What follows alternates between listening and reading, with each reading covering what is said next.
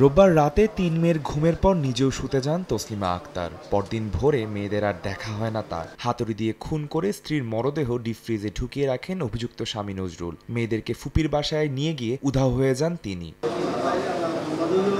ভুক্তভোগীর বড় মেয়ে জানায়, রাতে বাসা মেরামতের জন্যই হাতুড়ি এনে রাখা হয়েছিল। পরে সকালে মেয়েদের ফুপির কাছে রেখে এসে ফোন বন্ধ করে যোগাযোগ বিচ্ছিন্ন করে দেন অভিযুক্ত বাবা। পরবর্তীতে মেয়েরা তাদের মামাকে খবর দিলে কলাবাগান পুলিশের সহযোগিতায় বাসায় এসে দরজা ভেঙে রক্তের দাগ অনুসরণ করে ডিপ ফ্রিজ থেকে উদ্ধার করা হয় মরদেহ।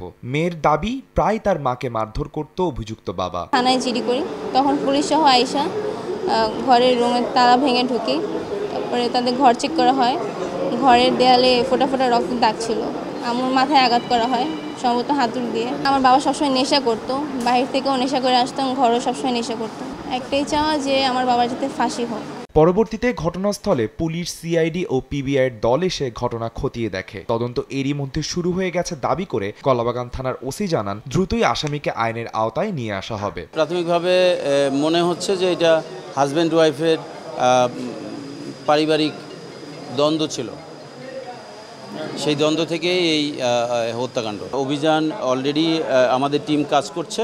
আমরা যত দ্রুত সম্ভব তাকে আমরা আইনের আওতায় নিয়ে আসব। পলাতক নজরুলের দ্রুত গ্রেফতার ও সর্বোচ্চ শাস্তির দাবি করেছেন নিহতের স্বজনেরা। আদনান তুর্য, সময় সংবাদ, ঢাকা।